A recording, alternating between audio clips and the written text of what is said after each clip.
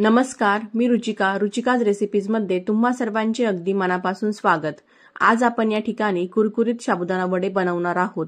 सगळ्यांना साबुदाणा वडे खूप आवडतात, पण ते तळताना फुटतात किंवा अंगावरती उडतात। त्यामुळे बरेचसे लोक साबुदाणा वडे बनवायचं शक्यतो टाळतात। तर आज आपण या ठिकाणी असेच तेलात न फुटणारे कुरकुरीत साबुदाणा वडे बनवणार आहोत। चला तर मग लगेचच आपल्या या रेसिपीला सुरुवात करूया। तर सर्वात आधी आपण या ठिकाणी 2 कप साबुदाणा एका बाउलमध्ये काढून घेतलेला आहे। आता आपल्याला हा साबुदाणा स्वच्छ पाण्याने 2 ते 3 वेळेस धुवून घ्यायचा आहे। तर आपण अशा प्रकारे हा साबुदाणा 2 ते 3 पाण्याने व्यवस्थित असा स्वच्छ धुवून घेणार आहोत। तर या ठिकाणी आता आपण हा साबुदाणा 3 पाण्याने स्वच्छ धुवून घेतलेला आहे। आता आपल्याला यामध्ये पाणी ऍड करायचं आहे। साबुदाण्याच्या वरती 1 ते 1.5 सेंटीमीटर एवढं पाणी आपल्याला यामध्ये ऍड करायचे आहे। आता आपण यावरती झाकण ठेवून याला आपण रात्रभर व्यवस्थित भिजून घेऊया। या ठिकाणी तुम्ही 4 ते 5 तास देखील हा साबुदाणा भिजून घेऊ शकतात। तर आपला हा साबुदाणा अगदी व्यवस्थित असा भिजून तयार आहे। आता आपण या साबुदाण्याला एका बाउलमध्ये काढून घेऊया। तर या ठिकाणी तुम्ही बघू शकता आपला हा साबुदाणा अगदी मोकळा मऊ असा भिजून तयार आहे। तर या ठिकाणी आपण 2 वाट्या साबुदाणा घेतलेला होता, तर हा साबुदाणा भिजून जवळपास 2.5 वाटी एवढा झालेला आहे।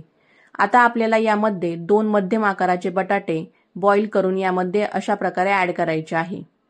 बटाटे ऍड करून झाले की आता आपल्याला यामध्ये 1 वाटी शेंगदाण्याचा कूट ऍड करायचा आहे। शेंगदाण्याचा कूट हा थोडासा जाडसरच यामध्ये ऍड करायचा असतो, तो साबुदाणा वड्यांमध्ये खायला खूप छान लागतो। आता आपण यामध्ये 1 मोठा चमचा मिरचीचा ठेचा ऍड करून घेतलेला आहे।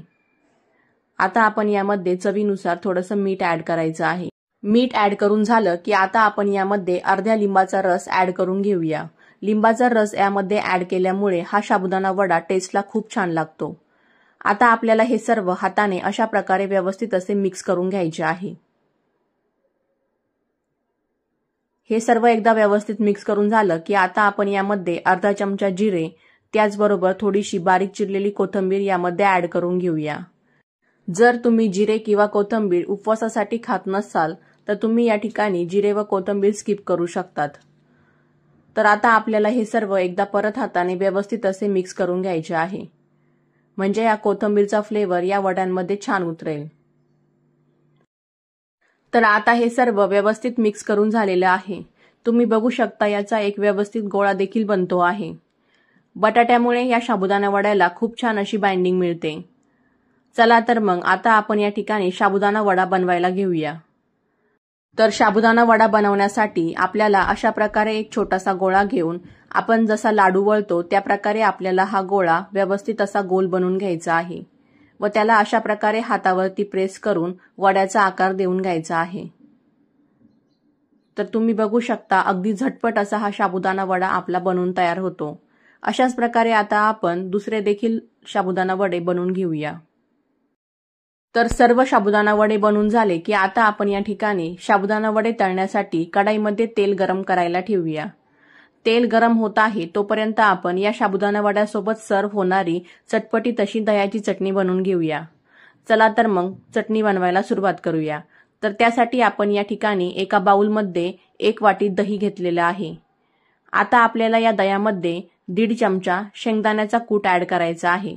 तर या चटणीमध्ये शेंगदाण्याचा कूट हा थोडासा जाडसरच छान लागतो, पण तुम्हाला या ठिकाणी बारीक शेंगदाण्याचा कूट ऍड करायचा असेल तर तुम्ही तो देखील करू शकता।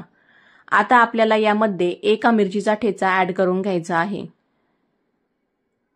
त्यानंतर आता आपण यामध्ये थोडेसे चवीनुसार मीठ ऍड करायचे आहे। त्याचबरोबर आता आपल्याला यामध्ये अर्धा चमचा साखर ऍड करायची आहे।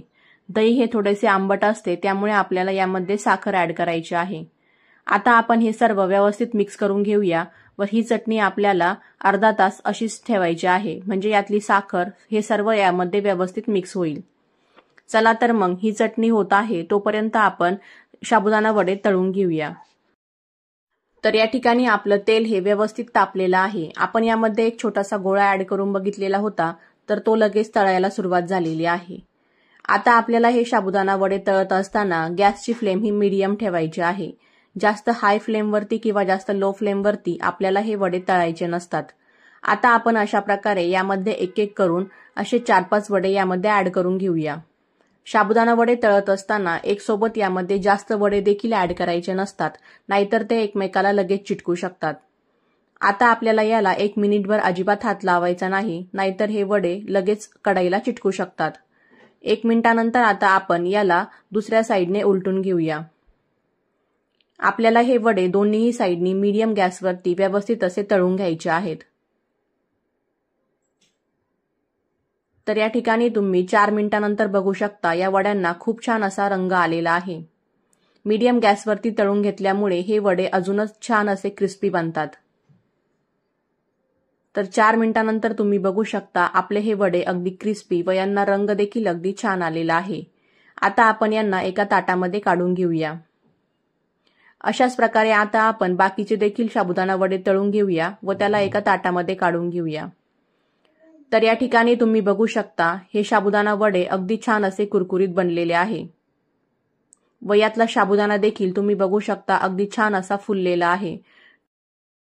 तर या ठिकाणी आपले टम्म फुगलेले, तेलात तळताना न फुटणारे, त्याचबरोबर कुरकुरीत असे साबुदाणा वडे या ठिकाणी बनून तयार आहेत। तर तुम्ही बघू शकता हे साबुदाणा वडे बाहेरून अगदी कुरकुरीत व आतमधून अगदी मऊ असे बनलेले आहेत। या दह्याच्या चटणीसोबत खायला तर ते अजूनच छान लागतात। चला तर मग तुम्हाला माझी ही आजची रेसिपी कशी वाटली मला कमेंटमध्ये नक्की कळवा। त्याचबरोबर तुम्ही देखील ही रेसिपी एकदा नक्की ट्राय करून बघा।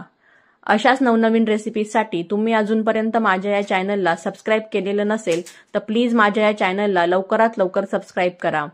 अशाच नवनवीन रेसिपीज सोबत आपण पुन्हा लवकर भेटू। तोपर्यंत बाय, टेक केअर, थँक्यू।